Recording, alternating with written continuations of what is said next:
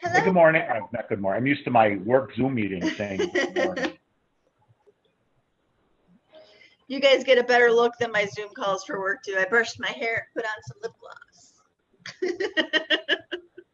Well, if I haven't showered yet, I don't turn on the video form. I hadn't been, but then my boss like made a comment. He's like, you know, all these people, because we do all the internal comms, we were doing this FAQ, and he's like, and all these people have meetings with just not turning on their cameras. And I'm like, note to self, always turn on camera. All right, we're getting set up. How you doing, Jeff? Good to see you. I'm good, thank you. Thanks for having me. Ryan will lead the charge. We have he'll go through the PowerPoint, our business, and then I'm not sure what order we're doing things in. We have you with Midnight Circus, and we have some business partner updates, and a couple. We have elections and stuff. So if any of the candidates want to say a few words, we'll do that. But it's a pretty laid back meeting. Great. So. Nice sunglasses.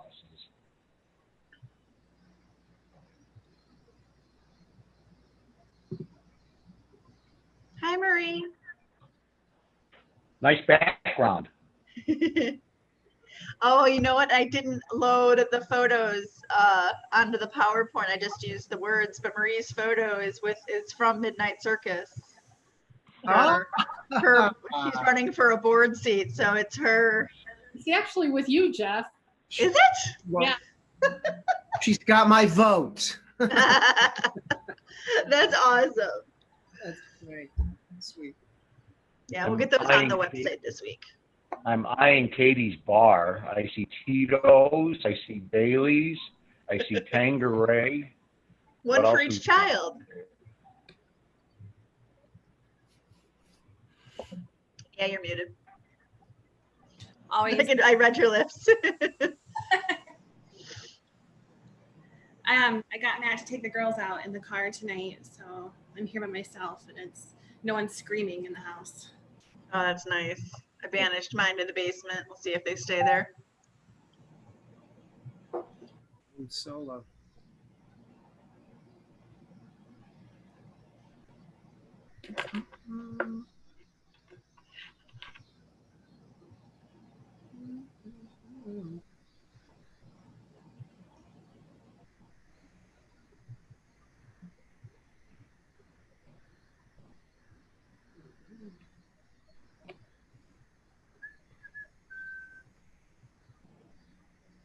Hey, Ryan, if you want to let me on it or add me as co-host, I'm happy to let people in the waiting room in.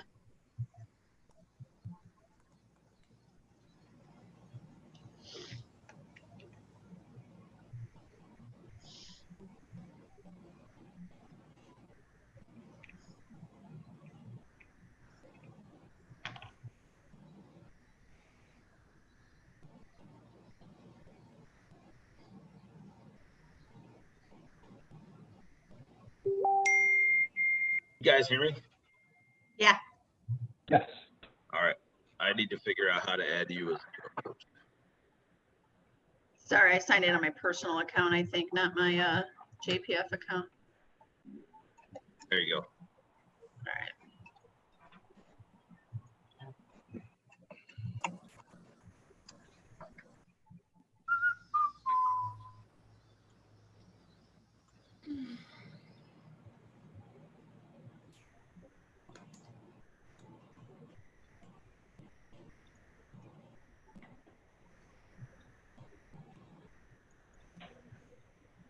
We'll just give it a couple more minutes and then we'll get started.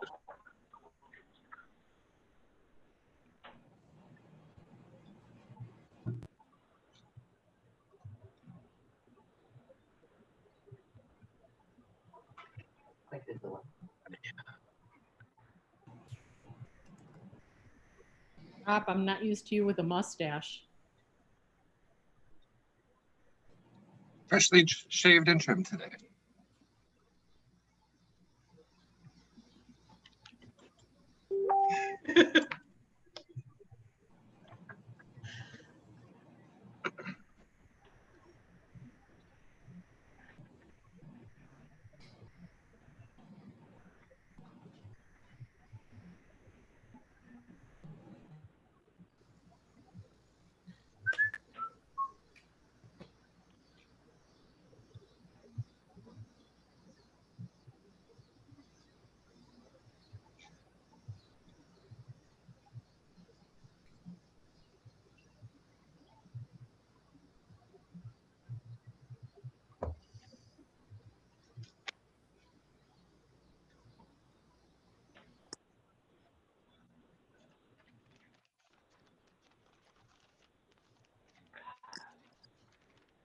Okay, I'm going to share a screen, so let me know if you guys can see it.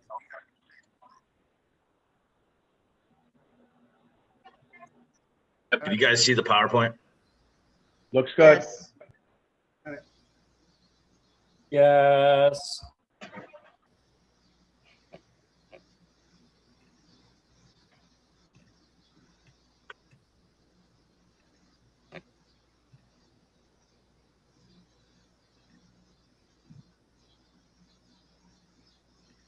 Just a couple more people coming in.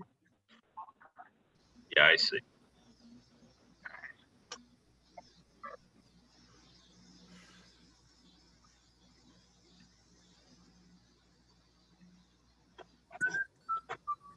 Delay.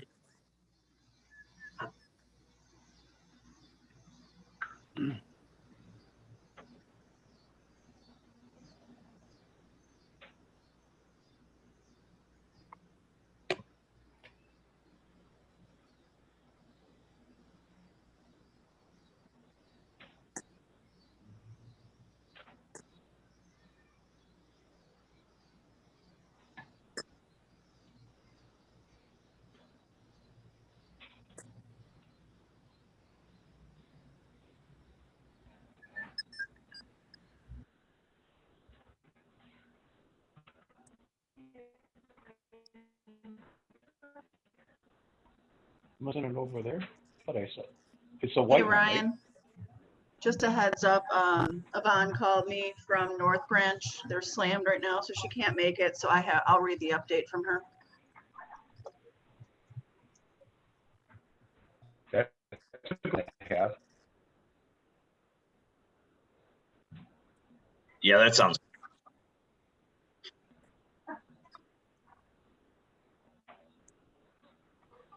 All right, I guess we'll begin then. A couple minutes later. Welcome to our August general meeting.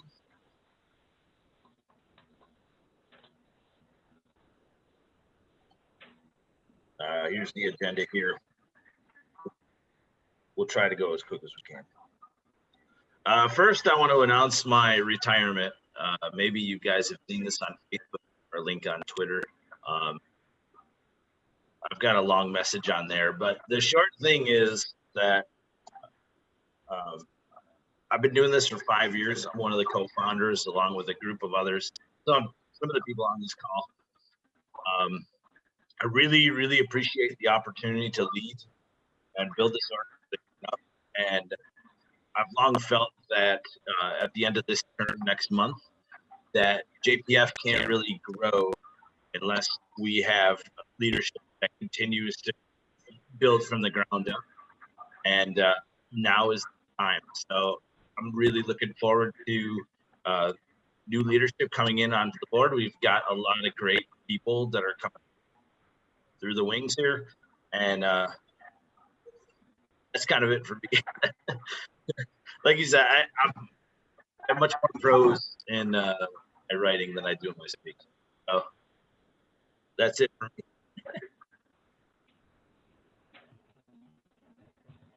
So speaking of retirements, my term is up next month. September is the JPF annual meeting. The annual meeting is where we hold our board of director elections. And the board of directors, 9-member board, and each year it turns over by half the seat. So in this case, we've got 4 seats. PowerPoint's actually a little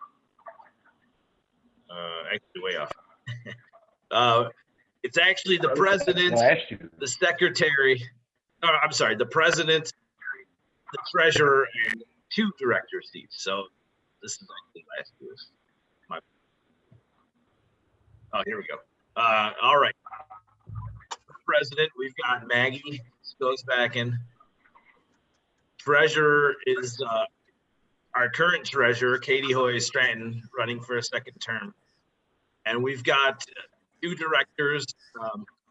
One, Don, who's our JPF maestro, seeking to join the board. And Marie McDonald, who's one of our founding members, who runs the Livability Committee, is also seeking to join the board.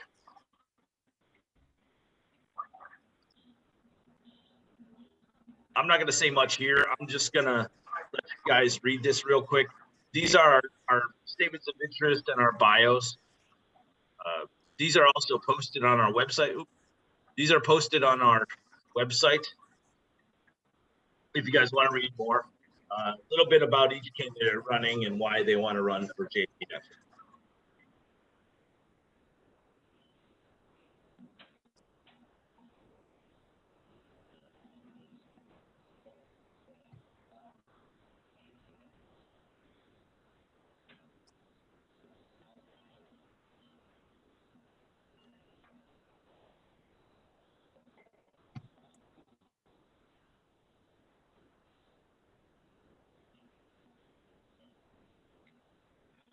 At the meeting next month, you'll have the opportunity to hear from each of these candidates. Let's discuss very briefly how to vote. Our annual meeting this year is Thursday, September 17th. This will be a virtual meeting. We've been playing around with some election software that we will use that you'll be able to vote on your computer or your phone. Kind of excited about this. You don't have to show up. There is no physical meeting, and it's a way to get as many people as possible to vote. And we're super excited how we conduct this. The way it works is you have to be a regular member for at least 60 days. Regular members are members that live within our membership boundaries, which is roughly Montrose on the south, Nagle on the west, Elston and Cicero on the east.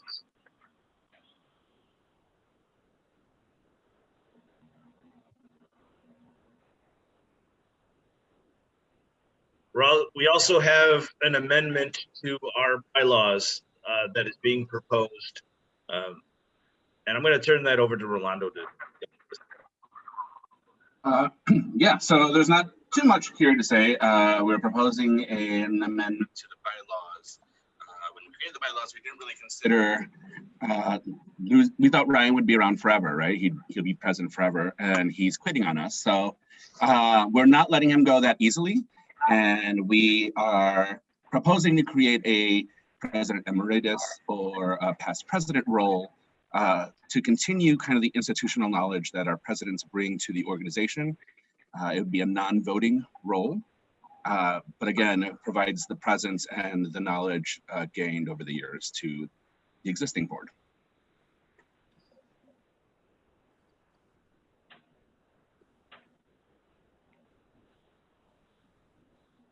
Ryan? If you're talking, Ryan, your audio is messed up. Are you on mute? Am I on mute? No, we can hear you. Well, you're not on mute. We had some questions that come up in the chat box, and basically the way the amendment works is that the regular members will have to approve this change to the bylaws, and that's outlined in the current bylaws. The board just can't pass resolutions to change our bylaws. We need approval from our members. So I'm hopeful that you guys still like me after 5 years and want to keep me around in this kind of advisory non-voting role. This is not exclusive to Ryan. This would apply to all future presidential terms that end. Correct. It is a simple, not that it's going to happen, it's just a simple majority, because I think when we expanded the boundaries, was it 2/3 or was it simple majority to pass? Yeah. Okay. I figured as much, but. I think it's simple majority, right? Yeah.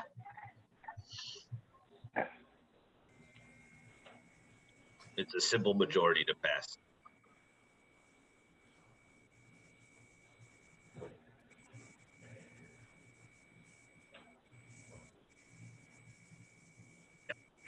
That's correct.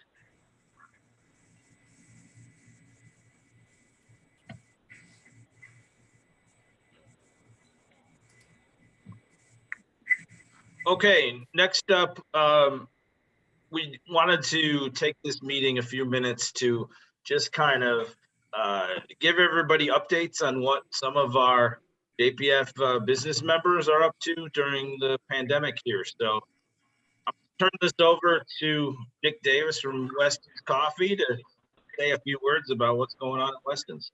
Nick, the floor's yours.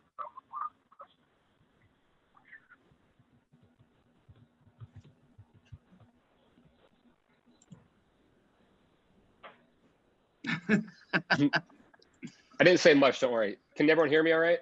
Yep. Okay, cool. Yeah, quick question. Did I miss the PowerPoint? Did it go away, or my screen just went blank for a second? Now it just says Zoom on it. No, I still see it. Okay, shoot, I must have hit something. Okay, anyhow, so because kind of what we've been up to the past 6-7 months and where we're kind of going here in the next few months. So right now, we've cut back on staff by 2 people. We furloughed 1 person, and we're still operating at basically half capacity. We're open from 7:30 a.m. to 1 p.m. and then that's Monday through Thursday, and then Friday, Saturday we're open until 3 p.m. and 2 p.m. on Sunday. So we've got a lot of I say potential growth opportunities, and we're just looking to implement a few things. And those 2 things we've been working on over the past 3 months has been our new website and online ordering.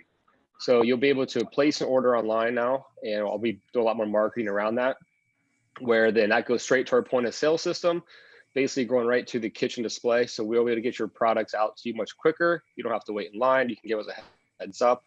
And things should be much more smoother. So something I wish I would have done a year ago. I didn't get that ever done, but now we got to get it done. So that also will be intertwined with the new website. So that's kind of the holdup, is the website is now going to integrate differently to an online sales platform, which is our Square point of sale. So that's the biggest update. Promotions will follow around that to kind of promote using the online platform for online ordering, I should say. And then we've done a few things on the inside. So we painted half the walls, ones where all the photos and artwork were on. Clean those up. I will be putting some personal things up there and some posters, some custom kind of poster I'm working on. So those will be up. And then if you haven't seen the inside, come on in. We got some new menus up. So we have 3 menus hanging from the front. So when you walk in, so that was a big upgrade for us. Now you can actually see the menu and see what's actually in the product, opposed to looking at the printed menu. And then we have a new accent wall as well. So cleaned up the aesthetics in the inside. And then hopefully we'll have a good fall with some of the kids going back to school here. We've got some of the Catholic schools are back. I know CPS is not. So we're really just trying to do what we can to get by and hopefully make it through the end of the year. And I know a lot of you guys have been extremely supportive, getting people in there. I don't look at the numbers when it comes to tipping, but I know that or who they come from. But I know my staff has been very greatly appreciative of the amount of tips that they're getting. So that's been huge. So our neighborhood has really stepped up. So if you don't know, and I'll tell you guys privately, is that there's people out there who will drop a $20 tip on a $5 drink.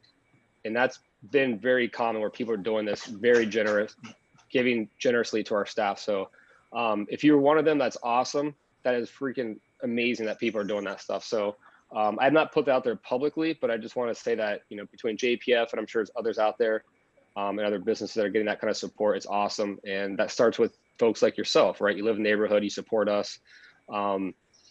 And basically we're looking to really just push online ordering. So you'll see that. And I'm going to ask everyone here to start, when you see me put that out there, just share the post, get people to online order, because this way we can actually get things out there to people more quickly. So other than that, those are the 4 biggest things we've been working on, and we're looking forward to hopefully having a good 2021. Awesome. Thanks, Nick. Mm-hmm. All right, so George Karzis is not available, so he nominated Rob Van Hook to speak on his behalf. So I'm going to hand it over to Rob. Good evening, everybody. This very special message is brought to you on behalf of George Karzis of the iconic Gale Street Inn, currently featuring their new Nashville hot chicken sandwich. You can enjoy these along with their delectable barbecue ribs and many of their classic favorites by visiting their new Outback patio. There you can refresh yourselves with a full service bar served by many, many familiar faces. Reservations are encouraged, but you can also just stop by for happy hour. Doors open at 4 p.m. or patio opens at 4 p.m. as the case may be. Rolando and I recently visited, and we were not surprised at all to see that every safety precaution was being taken. Everything was in place: masks, cleanliness, you name it. Distance. And they also are featuring live music with Ukulele Barrett on Wednesdays from 6 to 9. Bon appetit. Thanks, Rob. All right, and I'm gonna jump in real quick for Yvonne. She gave me a call and they got slammed tonight and she's the only one at the counter, so she can't make it. But Yvonne is with North Branch Fried Chicken. They're one of our newest business members. They're located on Northwest Highway near the Gladstone Park Metro, like right by the Gladstone Park Metro Station in Vaughn's. She wanted just to extend a thank you for the warm welcome in the community. Thanks for keeping her busy. And she just wanted me to remind everyone on every Friday, they have a limited quantity barbecue special of their smoked brisket. She encourages people to order online or take out, but they do have limited seating inside, and they have one of those big garage doors at the front, so there's plenty of airflow and circulation. All the staff is masked up 100% of the time. They're doing cleanings twice a day, and then every night they do this like really intense disinfecting step. So she will join us sometime in the future months, so you guys can all meet her. She's really nice. The food is really good, so I suggest you all check it out. And with that, Ryan, I'm going to hand it back to you, I think. Oh, one more thing I wanted to add. We are offering sit down inside the restaurant now, so we do have 6 feet in between each table, so we are allowing people to come sit down. And that's been very slow. It's been a week and a half, and we've probably had 2 people a day sit down. Great, thanks, Nick. Mm-hmm.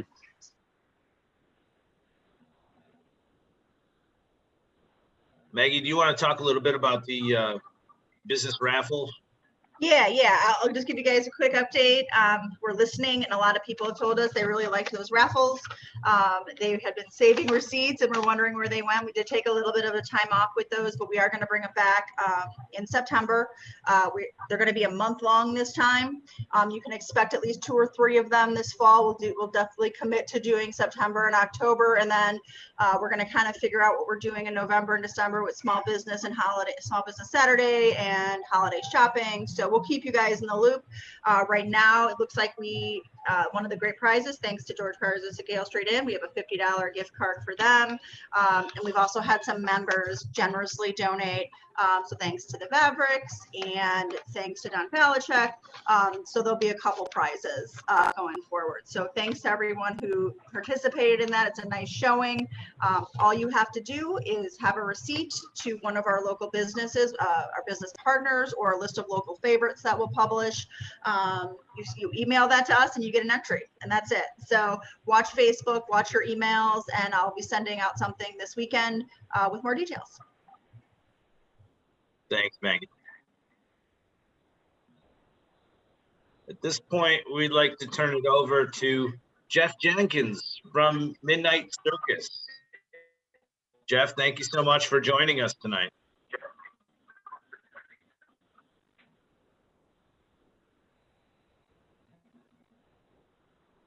You're muted, Jeff. I wouldn't. Thank you for the invite. You think I've done enough Zoom calls? You think I would have hit the unmute? Actually, I was just out at Jefferson Park a few weeks ago, part of the Park District summer camps. I do a dog program with the Anti-Cruelty Society called Canines for Kindness, and I bring out my dogs, who some of you may have seen the circus, and the kids get an opportunity to see some positive reinforcement training and It was a huge hit. I really love coming out to Jefferson Park. So thanks for the invite. I was going to just talk quickly about what we're doing this year and our plans for the future.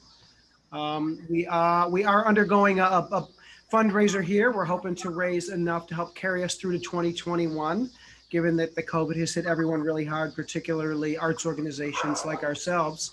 But we are committed to some live performance this year, and we've been working very closely with the Park District and the city, and we are going to do a very limited open air midnight circus tour to 4 select parks across Chicago. Kind of going back to our roots. Before we had the blue and purple big top, we used to perform in the open air. So we're kind of going old school once again with it. As I said, it's going to be 4 parks, and obviously it'll be a different type of show. We are working closely with the Park District and the city and the state to make sure we have all of our COVID protections in order. We're going to have an aerial rig in the middle of the park. And then around that, there'll be 6 seating sections, 6 seating pods roped off. And then within each of those pods, there's a certain amount of people that are allowed to sit on the ground, on blankets, fully masked, socially distant from the next group. So none of the 6 pods, each of those pods are 10 feet apart, and then no one is sat on the rope line either. 45-minute shows, and then we wrap, and then folks clear out, and then a couple hours later, we'll do another show. We're looking at a 1 o'clock show and a 4 o'clock show. And those shows are going to be free. We're a very socially conscious organization, and we're all about bringing communities together, ultimately raising funds for parks. But we wanted to make sure that whatever parks we play, and that's really in the Park District hands right now, that everyone is able to attend. We didn't want price to be in the way. So we're doing quite a bit of fundraising for that aspect as well, so we can make sure that every one of the shows is free.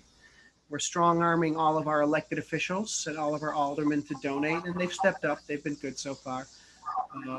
We're waiting for the final park selection from the Park District. We should have that this week. So it will be a safe, spectacular, socially distanced, open air midnight circus. And there will be pre-registered tickets online. The tickets will be free, but we're pre-registering a certain amount of however many folks were allowed to sit into those seating sections. Of course, if you come to the park and you don't have a ticket and you want to just sit outside that seating section and look up in the air and see some spectacular acrobats, you're welcome to do that. And we anticipate a lot of folks will do that. Of course, we're going to encourage masks and social distancing, and we imagine that folks will play nice and be respectful of each other, as we will be. So we're looking forward to that. That's big news for us, because there really isn't anything happening in terms of live performance. But we felt really committed to using our platform to try to bring some joy and some laughter and some community building to our city, despite the challenge that we all face. So that's what we're doing. If anyone has any questions, I'd be happy to answer, or you can jump right back into the rest of your agenda. Thank you, Jeff. Appreciate it. Anybody have any questions? Jeff, would you share the link to your site and where people can donate in the chat? Yeah, midnightcircus.net is our website. And then there's a tab that says support, and you can go in there and you can make a donation. And a donation of any size is much appreciated. It makes a huge difference for us. I mean, we're a small arts organization, and we're very economic, and we're very thrifty, and we know how to stretch that dollar. But if any of you have had a chance to see the show, it really is a world-class show. We get incredible acrobats from all over the country, and the best that Chicago has to offer, because they believe in the mission. They believe in the mission. So it's well invested if you're able to donate, and if not, well, that's quite all right. We'd love to see you at one of the shows, smiling and waving through that mask. Yeah. Got it. So you're telling us there's a chance, so if we all email and harass and call the Park District and say how much Jeff Park wants this, we might have a shot here. I can give a shot. Look, truth be told, we're huge fans of Jeff Park. I mean, we played there last year, and it was every show was sold out. The Park Advisory Council was so committed and so invested. Andrea, park supervisor, and her staff. I don't know that we've ever had a smoother first run at a park than Jeff Park. It was really just spectacular, every note of it. We'd love to, if the park district doesn't put it in the schedule this year, I have no doubt we're going to be back there in 2021 in the tent and for many years to come. Jeff Park is a real special place, and we're grateful to, in one small way, to be a part of that spectacular community. It was awesome. It was so great. We loved having you. My acrobats from all over the world. A lot of them said, are we going back to that Jefferson Park on the northwest? That was awesome. They loved everything about it. A lot of them visited the Ed Paschke Museum right there. They just really felt warm and welcomed by your community. So thank you for rolling out the red carpet for us.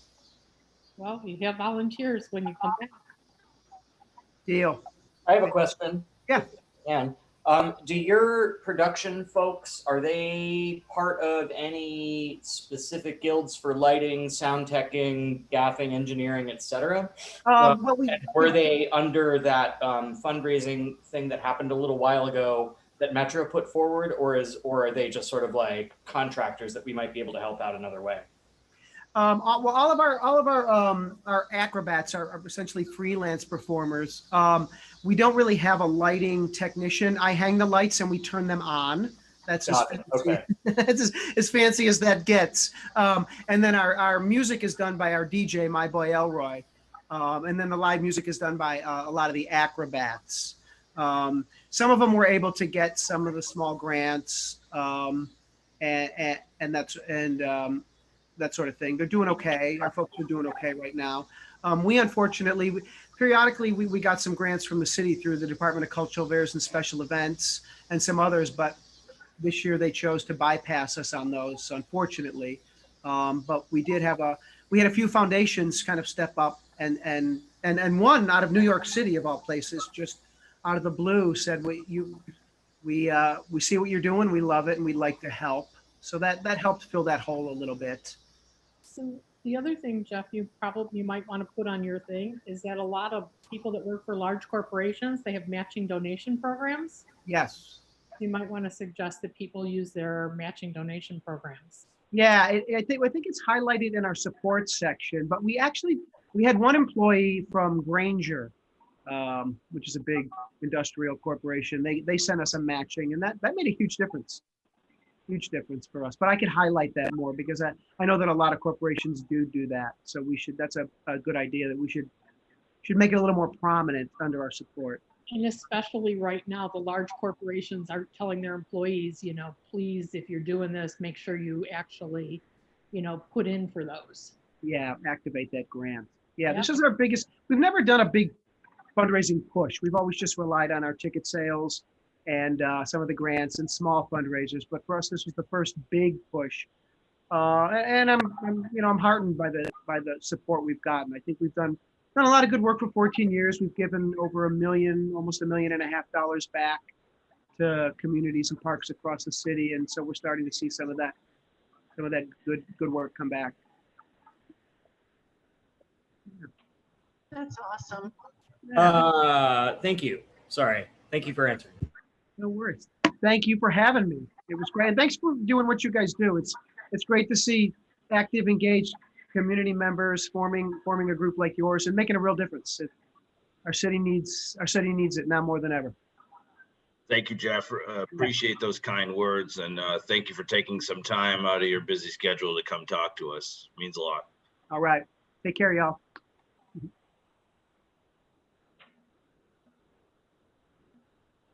All right, next, upcoming events. Maggie, do you want to talk a little bit about our partnership with Friendship Community Church? Absolutely. So JPF is proud to partner with Friendship Community Place on a community art project to end Northwest Side Coalition for against racism and hate, and Neighbors for Affordable Housing. We are going to create a welcome board for our new neighbors at 5150 Northwest Highway by filling the fence with community art squares that celebrate our values of diversity and inclusion on the Northwest side. So who's creating those? We are. So they had a pickup last weekend where you could pick up these, I don't know if I can see it, but like they're these big rolls of waterproof paper. You can use acrylic paint or Sharpie markers on them. They come with, you know, instructions and some guidance, and you can do them individually or you can partner up and team with people. And really they're just meant to be messages of inclusion, symbols of inclusion and diversity. So if you weren't able to make it last week, and I'll post this in the chat, you can email them at revshawnafriendship@gmail.com. Like I said, I'll post it in the chat and coordinate that with her. And they are going to be due September 13th. You can drop them off there. And if someone can't drop them off, just shoot one of us a PM or an email, and I'm happy to do a lap and pick up from people. So is Christina, to drop them off. We're really excited to be a part of this. We think it's going to really show our best colors. And it's meant to look kind of like a patchwork quilt. So I'm pretty jazzed about how it's going to look too. So if anyone has any questions, let me know. You can also email Shauna. I can share her contact information with you. But we've got a little more than about 2 weeks to get this done. So I hope you guys will consider participating, or if you have any great ideas, let me know, because as you saw, mine's still blank. So that's about all I have on that, but I'm happy to try and answer any questions. I'm not the expert here, I'm just the messenger, but I can always pass your questions along to Shauna too. I should add that Friendship is going to be utilizing the community space at 5150, and their goal is to allow other community and nonprofit organizations to use that space as meeting space. We don't really have in Jefferson Park decent meeting space. I mean, restaurants and bars are fantastic, but if we needed to hold purely a meeting or a business meeting, that space isn't really available in the neighborhood. So it's a good opportunity to use this kind of space. I don't know how big the meeting space is in terms of capacity. Last I heard from Shauna, it was about 1,500 square feet space. I think if you talk to Shauna, they'll probably be open to a variety of groups, depending. National ones they may charge for, I don't know yet. But she told me that local groups would be likely free. All right, I think we covered fall cleanup. That should be scheduled for September, October, I think. Is that correct? Yeah. As we get closer to those dates, we'll post some more information on when and where that's going to occur. What social events do we have in the works? Anybody from social committee can answer? Christina, you got this, or you want me to chat on it? Hang on, let me take myself off mute. Social committee has met, and we've got a lot of things we've been talking about in the planning stages for. We're hoping to try and do something for fall that's socially distant and safe, and try to incorporate some art or music into it.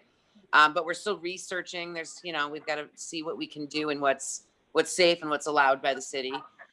We're hoping to do some kind of holiday.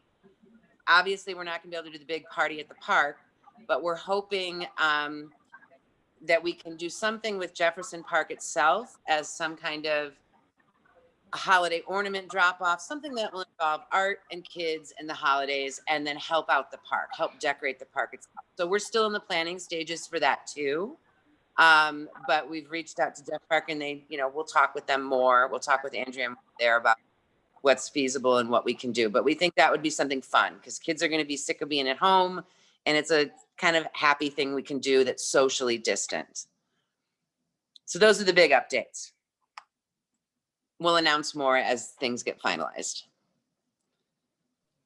And that's it. Thanks, Christina. Appreciate it. Any other business? Anything that the members want to talk about, or guests?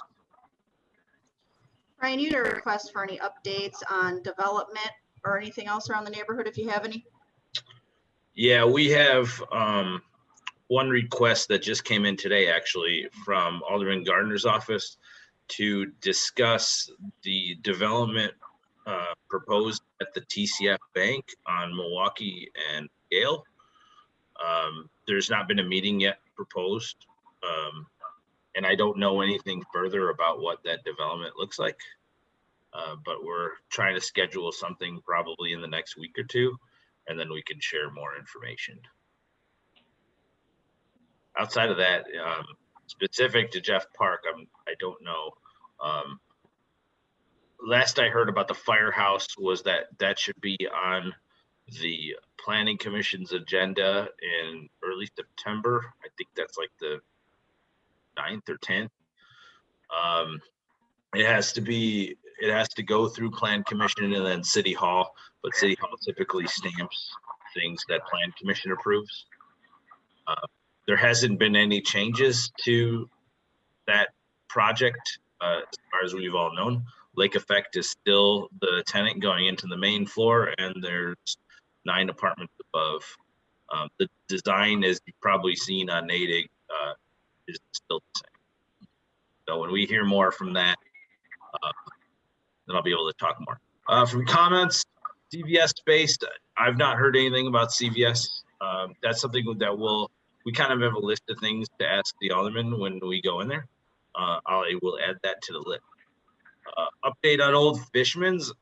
Maybe Christina, you might know this project or this building sold recently. It did go. It actually is sold. The sale has been final. I have reached out to the agent who was representing the sellers to see if he'll give me a little heads up on what's going in there. He's been really, really busy. I gave him a call yesterday. So we'll see if he's got any insight or can share anything. But it did just this week finally sell. So someone has purchased it. Last I had heard, it was, I don't know who the actual, but they had developers looking at it because it's a building that needs some love. Updates on the Weston's Alley. For those who don't know, Jefferson Park Forward has entered into a maintenance agreement with the city of Chicago to maintain what's going to be a people space in the alley next to Weston's Coffee. We'll be coordinating with Nick over there, and we're super excited to have a very unique public space. There is not a people space in an alley like this anywhere on the north side or northwest side of the city. There is one downtown, but this is going to be a very unique space to our whole north part of the city. In terms of timeline, they're still going through the design process right now. The city is. I believe that construction should start in the spring. Maybe Rolando, if you know anything more about that. I believe that's correct.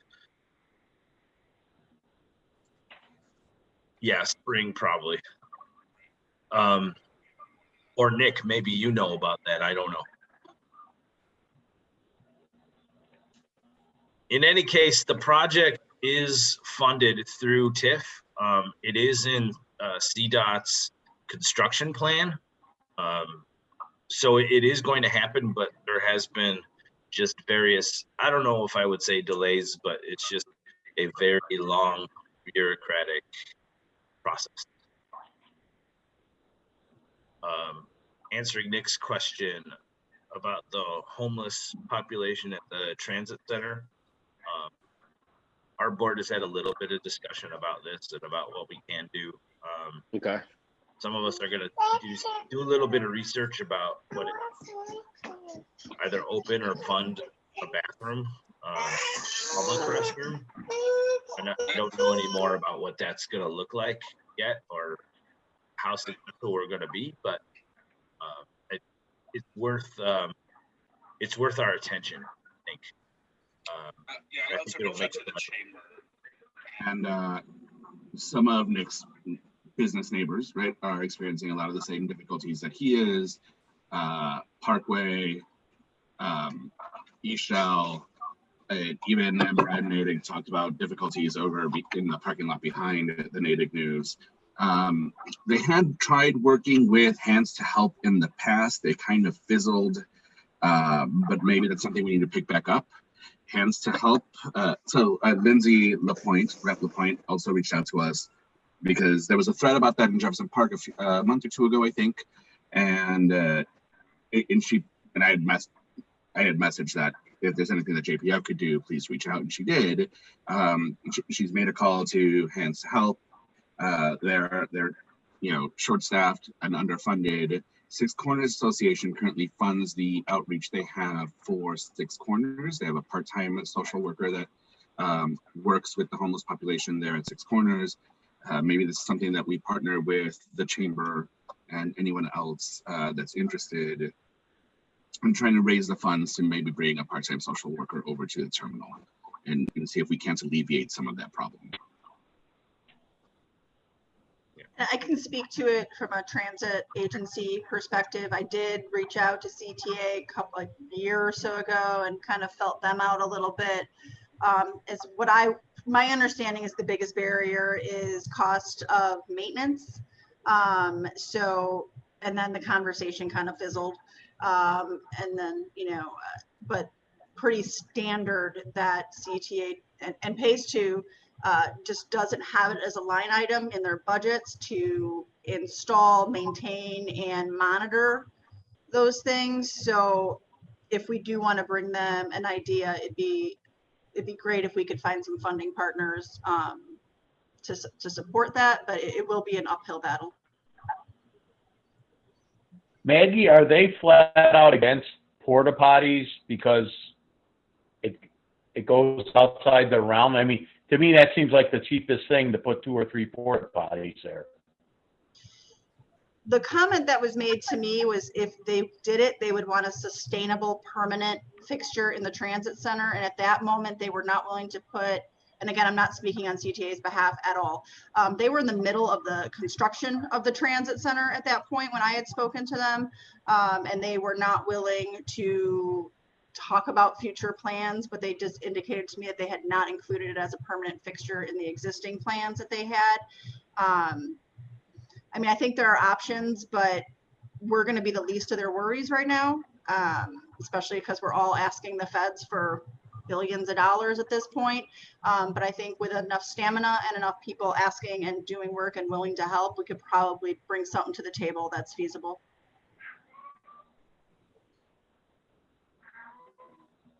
Yeah, so here's my situation gets even more personal because I gotta see this every day, right? So to be very frank, I went to the Alderman 3 weeks ago. It's in the alley, right? Those are flies that are multiplying.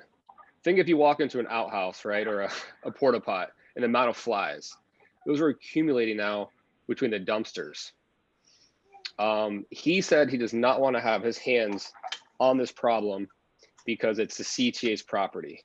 He said, as an elected official, there's nothing really I can do. I feel your pain, but if you want to put a fence up across the alley and something just pops up out of the blue, or you want to have a porta pot dropped off, I didn't see it happen. He said he feels the pain. So I talked to George. He said, call Natick. I've not talked to Brian yet. I messaged Rolando. And my suggestion is we could somehow put a porta pot there. I don't think it costs that much a month. We could raise money. But something has to be done because I don't know who cares on the CTA side, but if I just start shoveling the manure back over there on their property where these guys are living, I mean, what's it going to take? I mean, no one's doing anything drastic about it. They're just freeloading, taking craps in the alley. So I went and spoke to him Monday, and I talked to him. I said, "This is ridiculous, guys." I said, "You come over here anymore, I'm calling the cops." And they didn't see anybody for 2 days come across the street until today. I saw another guy come across the street, and I shoot him back over there. I said, "You're not going to go the restroom right here." He's like, "I'm going to go and pee." I said, "You're not going to go pee either." I said, "This is done." So I'm up to here, and I see if I was a customer, I wouldn't come to Weston's coffee shop because what's going on in my alley, which is a foot away. So it's very frustrating. So something needs to be done, or I'm going to take the next steps with the police and just get them to get everybody out of there. Hey, Maggie, So, is the park house open? Yes, yes, and that's actually, from what I'm understanding from Andrea, one of the main reasons they were rushing to open it before camp and trying to get the building open was so that people did have access to washrooms. Not to put this back on you, Nick, but this could be, if you talk to them again, right? You can say the park house is open, they have stalls, and they have urinals. In the meantime, while we come up with a better solution, right? Like, it's just a workaround for now. Yeah, and camp is over, so they're a little bit less, dicey about having random people in the building. So CTA also has employee bathrooms that they're technically supposed to use if customers request, I believe. But it's locked, so it's a matter of getting a station attendant to unlock it. And yeah, there's a key somewhere in my house. I just don't know where it's at. Yeah, I mean, it's still at the end of the day. Leave it with Nick. It goes back to it's just frankly uncivilized, the fact that we don't have public restrooms. And I get that it's an expense that CTA is going to have to share. But the bottom line is it's a public health problem, right. And it's just decency. It's just fundamental decency. So I think that's going to be one line of attack that we'll have to bring to the table. We shouldn't be putting it on Nick or on other business members to police this. We definitely shouldn't even have the police this. It's really just a matter of providing proper infrastructure. So I sent a picture to Rolando. I don't know if it's been passed around or not, but I was in Edgewater yesterday. Or Tuesday. Yeah. And they had a dual type porta pot at not Hollywood, the side streets that goes right under the underpass that you go right to the lake, right? So there's a homeless camp. They had, I think, maybe 5 or so tents. It was blocked off, they weren't being bothered. And somebody, I got to call Edgewater, but they had a dual type porta pot. And I figured if somebody put that sucker there on, that city property, we can get something in our area. Doesn't have to be on CTA's property, but it could be around the corner, something. So we got to do something. And I should have dealt with this back in June when I first saw it, but now it's at the point where it's just gotten really bad. And these guys have no clothes on half the time, pants are falling off, shirts are not even worn, no shoes on. It's not a good look for the neighborhood. I know it's a mental illness, but I suggested to aldermen that, a year and a half ago, 2 years ago, when Arena was in, we had every Thursday or Tuesday, the big Winnebago type bus would show up, right, to take care of the homeless population. And I don't know where they went to the bathroom before, but all of a sudden this year they're going in the alley. So something has changed. I don't know what it is, but it's very frustrating.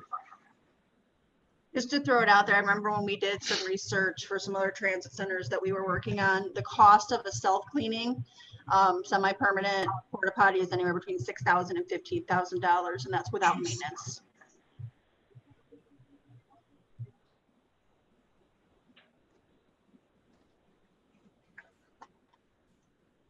I just want the bare bones basics, whatever they put at construction sites. Give me a blue one, I'll go pick it up. I'll go put on a trailer and pick the damn thing up and drop it off. It's. Yeah, I don't think it's gonna cost $6,000. If we get a team of people, those are the fancier self-cleaning ones. The big cost is having them drop off and pick up. So with that in mind, the cost between having 1 and 3 is not that big, because the big cost is having them come out.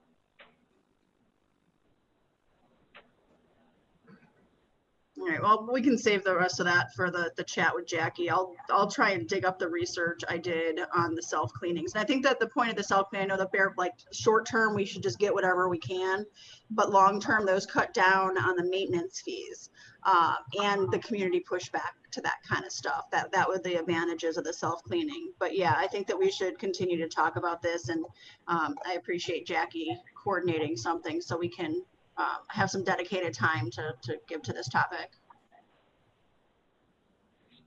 Great, thank you. Any other business? I know we have Dana Fritz from Congressman Quigley's office. I don't know if you want to say a couple of words. Sure. Hi, everybody. Good to see you all again. Thank you, Ryan, for having me and for organizing these meetings still, and congratulations on your pending retirement. That's a big deal. I've been doing this a long time and doing a lot of good work. It's hard. That's a long time, 5 years on any sort of volunteer effort, especially leading the charge. Thank you. Really, I just want to say hi and let everybody know that we are still open virtually. The Congressman's office on Milwaukee is closed to the public at the moment, but we are still fielding calls over the phone. So in the comments, I'll put in the chat function, I'll put our phone number and our website. We're still fielding emails, and we're still doing a lot of casework from the office, still meeting with folks in district, doing stuff safely when we can for sort of outreach fall. You know, if you do a fall cleanup, I'm sure the congressman would like to join you and that sort of thing. So yeah, all kinds of casework is still happening at the office, still fielding calls about, say, you know, the post office, which has been in the news a lot at the national level, still working on that issue at the local level, and all other kinds of federal issues. So if there's anything you guys need, again, I'll put in the chat our contact info, and feel free to reach out to us. Thanks, Dan. I appreciate it. Any further business? I just put the finance and membership update in the chat box if anyone wants to look at it. We currently have $9,545.01 in our account. 103 regular members, 9 associate, 11 business, and 1 nonprofit, for a total of 124 members. That's it. Awesome. Just to note too, that business member number, we have a lot of people that gave us in-kind donations, and they are business partners as well. There's probably another dozen of them. So that number is actually a little higher. Those are just paid business members. So I would say our number is probably closer to 24. Yes.